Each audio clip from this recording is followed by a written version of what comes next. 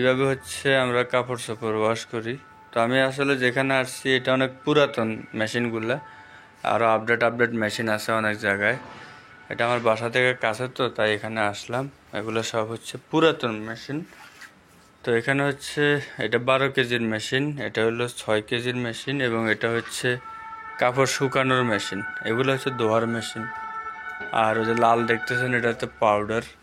আগে হলো কাপড়গুলো মেশিনে ঢুকাই দেখি কাপড়গুলো আটে কিনা। আমি যতগুলো কাপড় আনছি এত কাপড় মেশিনে আটে কিনা এটা দেখতে হবে তো আমার।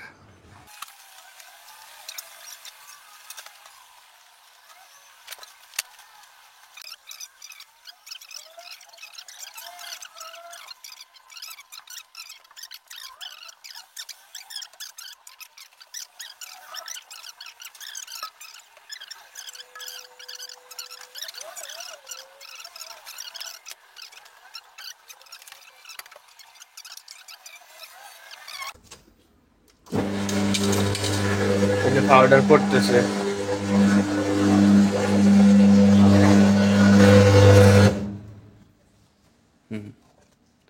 এই যে এখানে কিন্তু 50 পয়সার পাউডার, আবার আপনারা 2 টাকা পাইবেন না।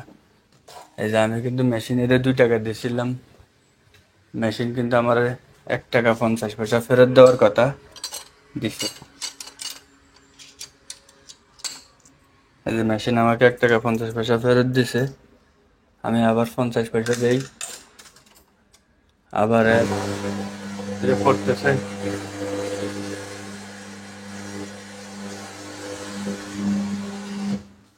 এটা পরে নিয়ে যায় আবার, এই যে পাউডার তো পরে যেতেছে। 2 টাকা দিয়েও এটা পড়বে না, যে ডিব্বা বাংলা টাকা ধরেন 260 টাকা। এই যে আবার 1 টাকা ঢুকাই, আবার দিলাম, আবার 50 পয়সা ফেরত দিছে, আবার ঢুকাই 2 টাকা। 2 টাকার পাউডার মনে করেন নিয়ে নিলাম, 2 টাকার পাউডার মনে করেন এটার অর্ধেক হয়েছে। এবার বুঝে দেখেন বাংলাদেশি টাকায় 260 টাকার পাউডার অর্ধেক হয়েছে। ধরেন এই পাউডার যদি বাংলাদেশে আপনার কোনো দোকানদারে যদি কইতো যে 30 টাকা, আপনি দোকানদারের মারার লেগে লাড়ি লিয়ে জোড়াইতেন। কিছু করার নাই, এটা হলো বিদেশ, যাই কামান আর না কামান খরচ করা লাগবো।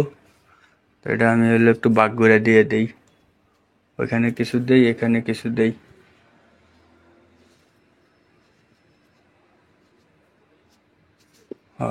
ভাগ করে দিয়ে দিলাম। মেশিন স্টার্ট দেওয়ার জন্য দেখতেছেন 60 টাকা, আমি বড় মেশিনে দিছি 12 কেজি 60 টাকা। এখন এই যে 12 কেজির না, আমি যে মেশিনে দিছি এটার নাম্বার কত, এটার নাম্বার হলো 12 নম্বর মেশিন। 12 নম্বর এখানে আছে কোথায়, এই যে 12, দেখতেছেন 12 নম্বর এনে আছে। আমি হলো টাকা দিব এখন, টাকাটা কেমনে দিই একটু দেখেন।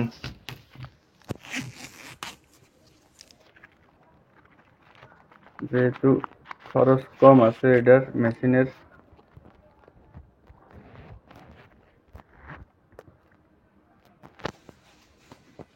এই যে দেখেন আমি এখন টাকা দিব মেশিনারে, মেশিন নিজ দায়িত্বে নিয়ে নিবে।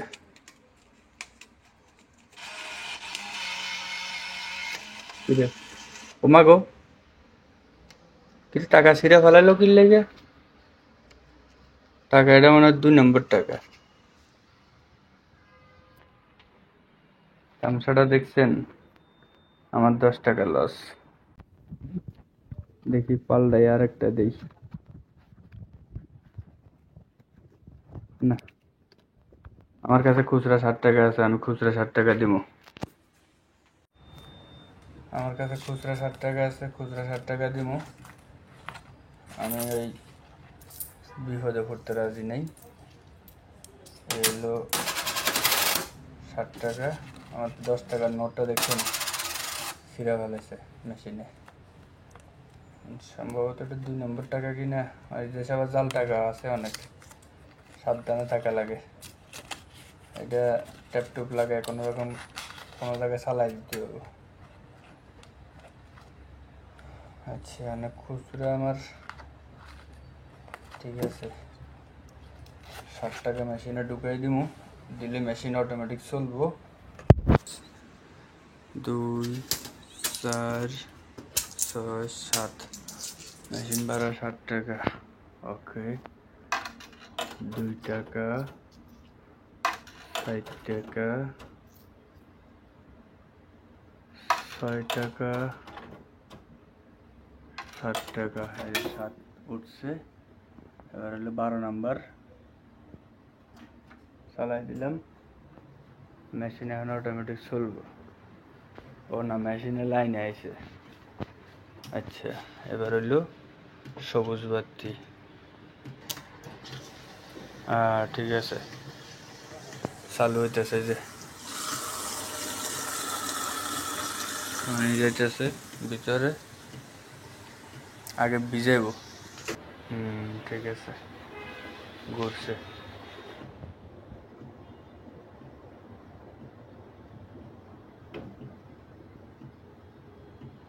আগে এগুলো ভিজাই লইব ভালো করে, ভিজাইয়া এরপরে যাইয়া কি করবো। এই যে পাউডার এক সাইড নিয়ে গেছে সব, আর এক সাইড দিয়ে এখনো নেয় নাই। এই যে পাউডারগুলো রয়ে গেছে, দুইবারে নেব। মেশিনের মন মতো করে দোক। আমি হলো একটু বাইরে যাই, আপনাদেরকে বাইরের দৃশ্যটা দেখাই। তো এই হচ্ছে বাইরের দৃশ্য। এই হলো মেশিন রুম, লন্ড্রি। তো পাশে একটা স্যালুন আছে, আমি একটু চুল কাটবো আজকে। মাথার চুলগুলো একটু বড় হয়ে গেছে, বেশি বড় হয়ে গেছে, চুলগুলো কাটার দরকার।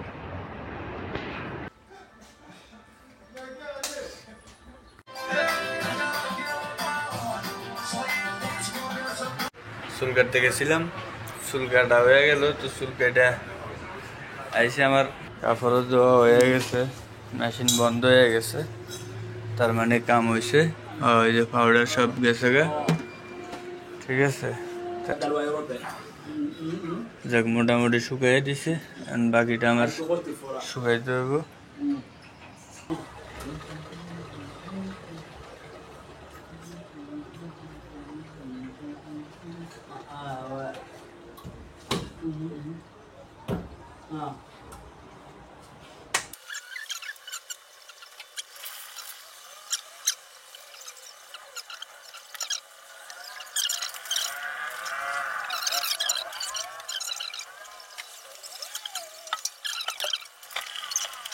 যেটাতে ঢুকাইলাম, এটার নাম্বার হলো সি। এটা হইলো 4 মিনিটের লেগা 50 পয়সা। আমার আগে টাকা হিসাব করা লাগবে। 4 মিনিট হচ্ছে 50 পয়সা, 8 মিনিট হচ্ছে 1 টাকা, 16 মিনিট হচ্ছে 2 টাকা, 32 মিনিট হলো 4 টাকা। তাহলে আমার হলো 32 আর হলো 16, তাহলে 48 মিনিট। এটা আপাতত 32 মিনিট নেই। 32 মিনিট নিলে এটার 4 টাকা দিয়ে যে কত মিনিট চলে। 5 টাকা খাওয়াই দেখি মেশিনে খাই কিনা। মেশিনে তখন আমার 10 টাকা নষ্ট করে দিল।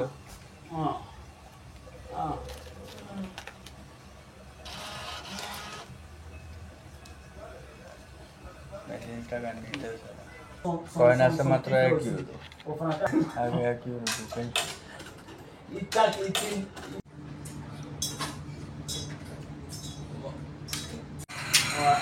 যাই হোক, মেশিনের সাথে বহুত যুদ্ধ করলাম, বেচারা নোট খাইতেছে না, শুধু কয়েন খায়। পরে ওই যেখানে চুল কাটছি সেলুনে যায় 5 টাকা ভাঙাই আনছি। 5 টাকা ভাঙাই এনে মেশিনে ঢুকাইলাম, ঢুকাইয়া 4 টাকা মানে ঢুকাইছি মেশিনে, 4 টাকা দিয়েছি শুধু কাপড় শুকানোর লাগে, ঠিক আছে। তো আমার হলো খরচ হলো কত আপনারা তো দেখলেন। ওই যে পাউডার কিনলাম 2 টাকা, মেশিনারে খাওয়াইলাম 7 টাকা, 9 টাকা, এনে দিলাম হলো 60 টাকা, 13 টাকা। 13 টাকা দিয়ে এবার আমার কাপড় শুকানো পর্যন্ত দেখা যাক শুকায় কিনা। এই হলো কথা। আরেকটা বিষয় হচ্ছে যে মানে যদি অন্য জায়গায় যাইতাম মানে আপডেট মেশিন যেগুলো ওখানে গেলে খরচ আরও বেশি, এখানে একটু খরচ কম আছে মেশিনগুলো পুরাতনের কারণে। এখনও চলতেছে। ও সরি, মাঝখান দিয়ে আবার আমি খুলছিলাম একবার, মানে ওই আগে যে 60 টাকা দিয়ে দিছিলাম 60 টাকা দিয়ে শুকাইছে, কিন্তু আমার জিন্সের প্যান্টগুলো শুকায় নাই, বাদ বাকি গেঞ্জি মেঞ্জে যা ছিল শুকাইছে। তো গেঞ্জি আগে এটা গায়ে ছিল ওটা পাল্টাইয়া 60 টাকায় দিলাম। তো এই আর কি অবস্থা। আবার 1 টাকা দিয়ে ঢুকাইছি। তো এই 1 টাকা সহ আমার মনে হয় 14 টাকা খরচ হয়েছে। বাংলাদেশি টাকায় যদি কনভার্ট করতে যাই 14 ইউরো ইন্টু 130, তাহলে 1400 আর হইলো 1700, 1700 আর হইলো 1820 টাকা, ধরেন 1800 টাকা খরচ করলাম এই কাপড় চোপড় ধোয়ার পিছনে। এই হলো বিদেশ। যদি বাসায় একটা মেশিন থাকতো এই টাকাটা সম্পূর্ণ পয়সা যেত। কিছু করার নাই, আমি যে বাসায় আছি এ বাসায় ওয়াশিং মেশিন নাই, তারপরেও ঘর ভাড়া বেশি। যদি ওয়াশিং মেশিন থাকতো তাহলে ঘর ভাড়া যে কি অবস্থা হইতো আল্লাহ মাহবুদ জানে। ঠিক আছে, ভালো থাকবেন, সুস্থ থাকবেন ইনশাল্লাহ। আর ভিডিওটা করার মূল উদ্দেশ্য হচ্ছে আমার মা প্রায় সময় আমাকে জিজ্ঞেস করে যে কাপড় চোপড় কোথায় ধুই, বা আমার স্ত্রী আমাকে প্রায় সময় জিজ্ঞেস করে কাপড় চোপড় ধুই কোথায়, বা একই জামা কাপড় অনেকদিন ধরে গায়ে দেই। বাড়িতে থাকতে তো একটা জামা কাপড় দেখা গেছে একদিন পরে ধুইতাম বা 2 দিন পরে ধুয়ে দিতাম। বেশিরভাগ ক্ষেত্রে হচ্ছে আমি 2 দিনের বেশি জামা কাপড় পরতাম না দেশে থাকতে। এখন দেশের বাইরে আসছি, এটা একটু পরিবর্তন হয়েছে। অনেক সময় দেখা গেছে একই জামা 10 দিনও গায়ে দিতে হয়। তো এই ক্ষেত্রে মা জিগায়, তো মারে মূলত দেখানোর জন্য যে কোথায় কাপড় চোপড় ধুইতেছি। আমার অলরেডি শুকানো শেষ, আর একটু হিট হোক যেহেতু মেশিনটা এখনো গরম আছে। তো কোথায় কাপড় চোপড় ধুইতেছি এটা মূলত মা বাবাকে দেখানো, কিংবা আমার স্ত্রী, সন্তান, ছোট বোন বা যারা আমার বন্ধু বান্ধব আছে তারাও দেখুক যে ফ্রান্সে আইসা কোথায় কাপড় চোপড় ধুই। ওই সুবাদে হলো ভিডিওটা তৈরি করা। আর আমার পরিবারের প্রত্যেকটা সদস্য আমার ইউটিউব চ্যানেলের ভিডিও নিয়মিত দেখে, সেই সুবাদে মূলত আপনাদের সাথেও শেয়ার করা, যেন আপনারাও দেখেন আমি কোথায় আছি, কিভাবে আছি, কিভাবে কাপড় চোপড় ধুইতেছি, কেমনে কি। ভালো থাকবেন, সুস্থ থাকবেন, দেখা হবে পরের ভিডিওতে ইনশাল্লাহ। আর অবশ্যই কমেন্ট করবেন, কেননা আপনাদের প্রত্যেকটা কমেন্ট আমার কাছে খুবই গুরুত্বপূর্ণ। আপনারা যে কমেন্টগুলো করেন, আমি আসলে কমেন্ট বেস ভিডিও তৈরি করি সবসময়, আপনারা জানেন। খুব শীঘ্রই আরও কয়েকটা ভিডিও আসবে কমেন্ট বেস, আপনাদের কমেন্টের উত্তর দেবো ইনশাল্লাহ, অবশ্যই ভিডিওর মাধ্যমে দেখতে পাবেন। আর খুব শীঘ্রই হয়তো একটা ভিডিও আসতে পারে ফুড ডেলিভারির ভিডিও। আচ্ছা, ওটা নিয়ে আর না বলি, যখন আসবে তখন জানতে পারবেন। বারে বারে ভিড়ের মধ্যে একটা কথা বলি, সে কথাটা হচ্ছে আমার ফেসবুক পেজটা দয়া করে ফলো করবেন। আমার ফেসবুক পেজটা ফলো করে আমাকে সাপোর্ট করবেন। আর অবশ্যই ফেসবুক পেজ থেকে দেখে থাকলে ভিডিওটি শেয়ার করবেন, কেননা আমার ফেসবুক পেজের কন্ডিশন খুবই খারাপ। আপনারা যদি সাপোর্ট না করেন আমার এই ফেসবুক পেজটা নিয়ে আমি উঠে দাঁড়াইতে পারবো না।